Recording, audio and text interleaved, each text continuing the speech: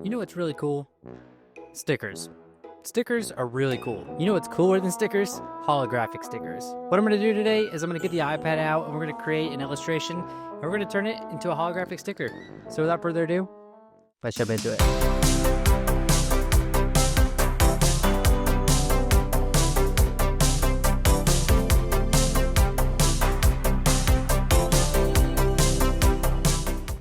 So for this illustration, I'm using Adobe Illustrator on iPad. Sometimes I use Procreate. For this particular illustration, I wanted nice, clean lines, and vector illustrations are just gonna give me that look that I'm going for. Since I'm using the holographic paper to make holographic stickers, I wanted to go with something that was kind of techy or spacey, and I thought a helmet would be perfect. Plus, there's the large section of glass on the helmet, and I wanted to see if the paper would come through and look reflective. I wanted to walk you guys through my illustration process for this video, but I wouldn't necessarily call this an illustration tutorial. I do have plenty of those on my channel though if you're trying to learn some illustration tips and tricks.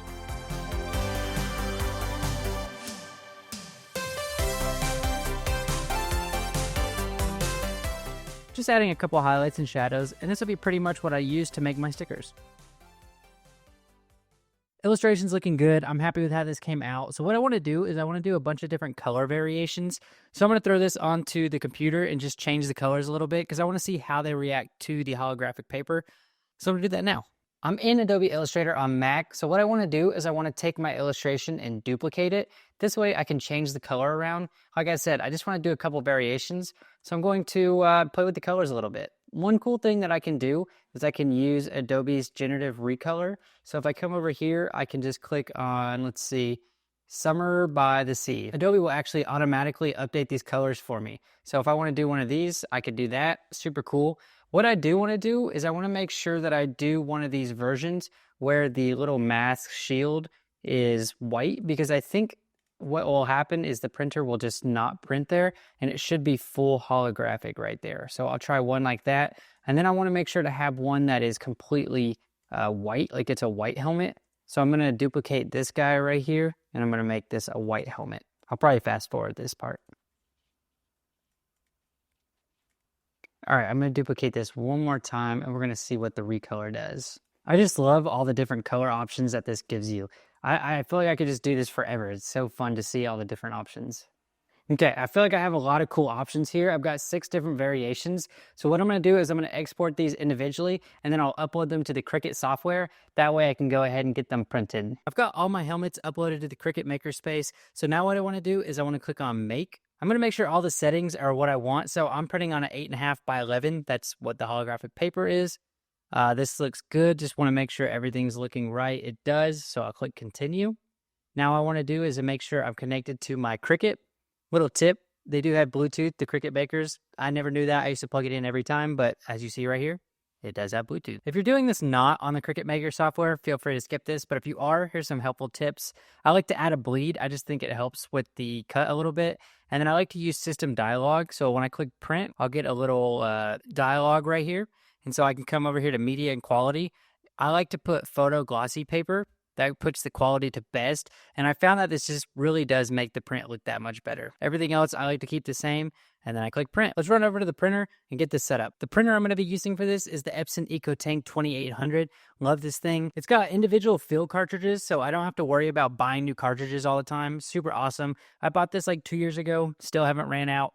Totally recommend. This is the paper I'm going to be using. I showed you guys this at the beginning of the video, but this is koala paper. It's holographic. I don't know. This is my first time using it, so hopefully it turns out good, but it looks like you can print directly on this, and it's going to be metallic, like holographic looking. This is the actual paper, so you can see it like shining in the light. So excited to see how this works out. Hopefully we get the effect that I'm looking for, but I'm going to have the links for both of these in the description if you want to get them for yourselves. I'm currently editing this video, and I realized that kind of came off as an ad. I'm not sponsored by any of these companies. I just think they're good products. I do use affiliate links in the description, which gives me a little bit of money if you guys purchase it. But again, not sponsored. Do what you like. I just think they're good.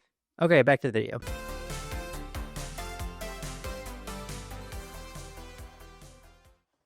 So the print turned out really good.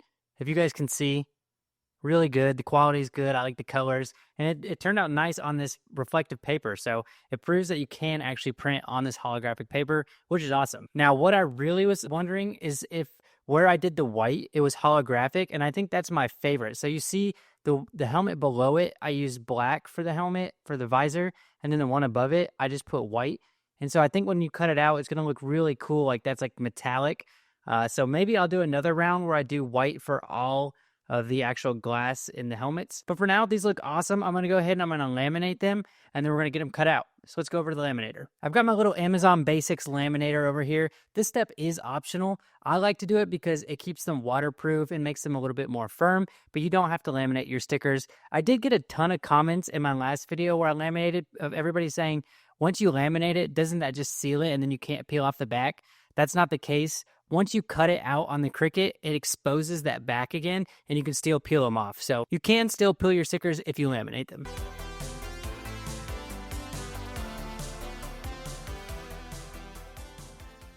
We're all nice and laminated, so now I just got to stick it onto the Cricut mat. I found you don't have to be super accurate with this. I mean, obviously line it up the best you can, but the little print and cut lines actually help the printer make it a good cut. So I don't stress about this section too much. Want to make sure it's nice and stuck though, because we don't want anything coming up while we're cutting. If anything moves or shifts while you're cutting it, that can be a problem. All right, this is looking good. Now we're going to feed it through the Cricut.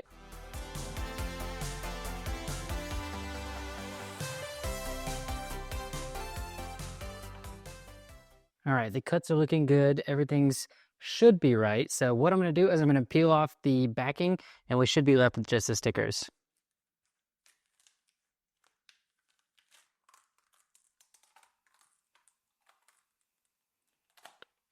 And look at that.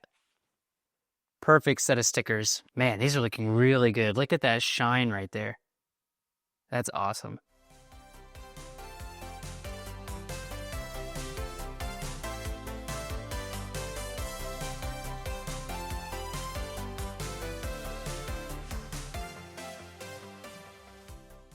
So here's one where the helmet is white. I really like this one because it actually looks like a space helmet. But this one is so cool because I left the actual mask white and it just printed on the metallic holographic paper. And so it looks really reflective and cool. I like them all, but I just think that's a really cool touch right there. Guys, I'm really pumped with how these stickers turned out. I think these are so cool. I mean, I've got all these different colors now. I've got these little reflections and shines, and they turned out great. So if you were on the fence about if you can make holographic stickers at home, you definitely can, and they'll look awesome. If you guys have any questions about this process, let me know in the comments below. And if you like the video, you already know what to do. Until the next one, guys, peace.